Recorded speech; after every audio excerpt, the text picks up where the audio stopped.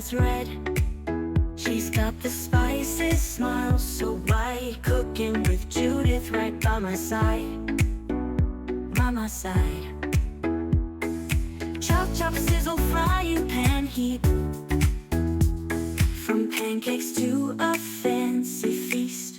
Cooking with Judith, fun to say the least. The least.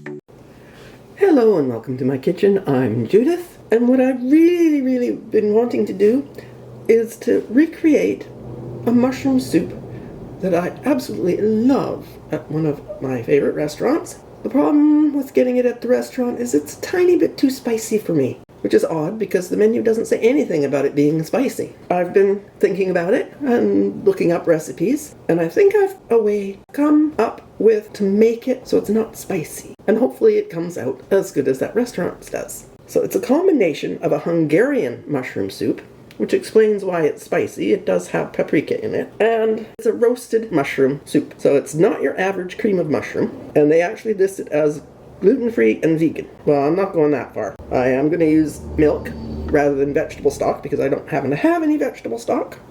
And I do want it a little bit creamier. But for the mushrooms, we need to roast them first. So we need to clean them up and get them in the oven. Now I know a lot of people say never ever wash your mushrooms, just brush them. Well, I find you still end up with grit on them. But if you're going to wash them, just do them really quickly and then wipe them with paper towel. Okay, so first things first, 200 grams of mushrooms, which I'm going to just cut up. We don't want them too small, or they will burn in the oven. But I also don't want them too big because we do want to blend them later. And I have turned the oven to 450 degrees Fahrenheit. Go. And if you're going to have a large garlic clove, weighs in at 7 grams. So we're just going to peel. I'm actually just going to slice it. And I have 2 shallots, and they come in at 50 grams total.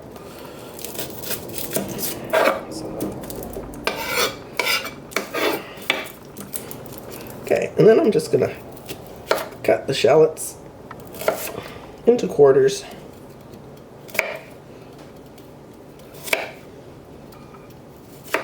And no, I did not cut the root end off. That will help them hold together.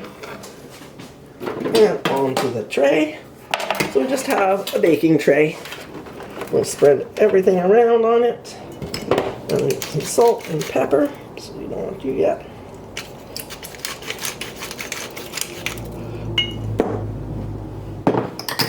Just a little dash of salt and pepper. And drizzle with some olive oil. Probably half a tablespoon, or however much you need to get things coated.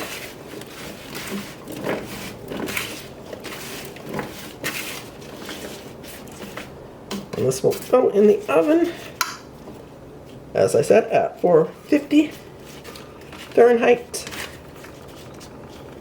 for 15 minutes or so, just until everything gets nice and roasted.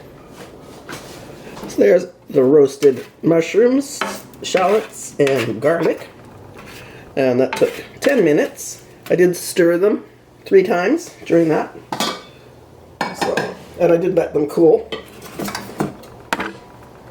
We are going to scoop them into a pot.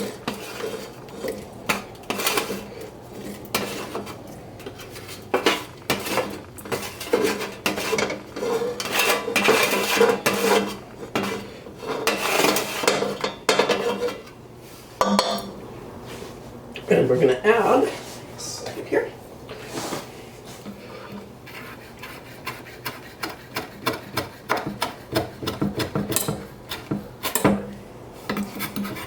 a teaspoon of fresh dill, a teaspoon of, I'm using sweet paprika, because I'm trying to make it without the spicy.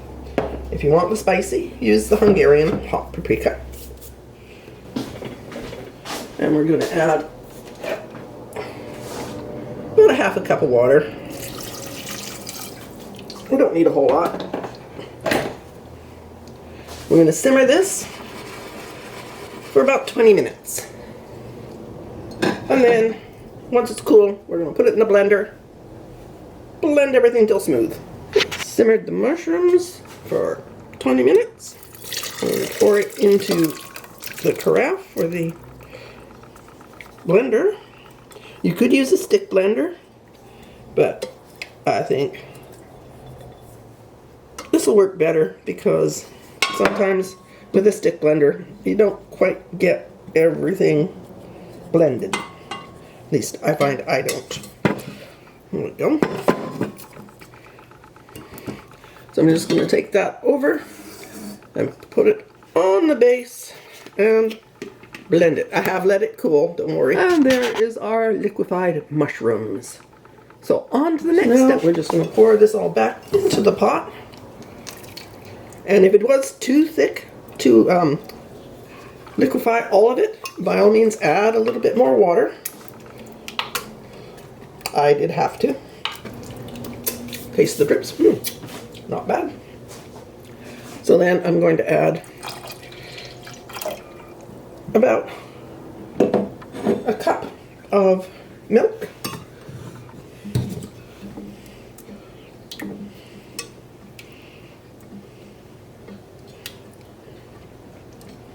Ooh, looking lovely. And I just want to add some chopped parsley. You could have added that with the mushrooms before you blended them, but it's nice to have something a little fresher.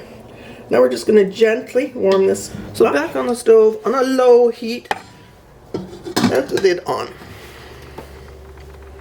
And we'll give that a few minutes to warm, and then we will taste, make our final additions and adjustments as necessary.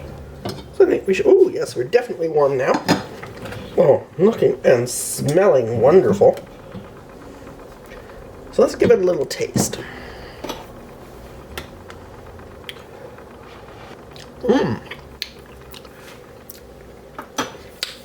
Very, very close. So turn that down a bit because we are getting seriously bubbly. Because it's still not quite right.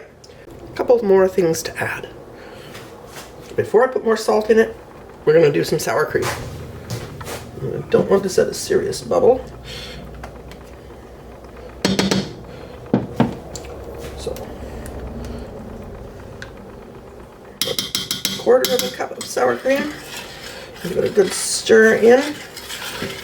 And it might need a little bit more salt. It's definitely looking very close. It's not as dark in color as the one from the restaurant, but that could be the difference of the paprika. Or maybe they use different mushrooms. Oh yeah, that's good. That's enough of that. So the other recommendation for the recipe that says it imitates this soup perfectly, which, as I said, I don't see how it could. I'm going to do half a tablespoon of lemon juice. And this you're supposed to add just before serving. So let's give that a mix in. Taste. It's good, but pretty much now all I'm getting is sour cream. So how do we fix that? I think just a little more salt. Maybe a dash more paprika. We'll see. We'll see. Yeah, a little more paprika. Let's give it another half teaspoon. And yeah, that will darken the color and make it closer to what the restaurant serves. Almost perfectly their color. That is nice, but I think I would go with a little less sour cream. If you want to make this vegan, definitely go ahead with the vegetable broth rather than the milk. And of course leave out the sour cream. So, time to serve. The restaurant's website says on the menu is it's finished with basil oil. I don't have any basil oil, so we're going to do a little white truffle oil. There we go. Probably more than I should have done, but okay, the moment of truth. It's not as dark in color as the soup at the restaurant, but as I said, that's because I used milk and sour cream. Definitely, I think I'll leave out the sour cream next time. But it is good. Yeah, the sour cream kind of masks the mushroom flavor. Definitely something that I would make again. It is tasty. And as I said at the beginning, I was doing a cross between a Hungarian mushroom soup and someone else's recipe who claimed it was a copy of the restaurant's mushroom soup, which, yeah, they didn't have the right flavor profile on their ingredients. It's definitely not too far off. And very, very yummy. Different take on cream of mushroom soup. I hope you enjoyed the video. I hope you liked the recipe. Make adjustments to it. I mean, that's what recipes are for. They are a starting point, not an end all and be all. I thank you very much for watching. Please give the video a like, subscribe, hit the bell icon, do all the things, check all the boxes, and I'll see you again next week with a new recipe.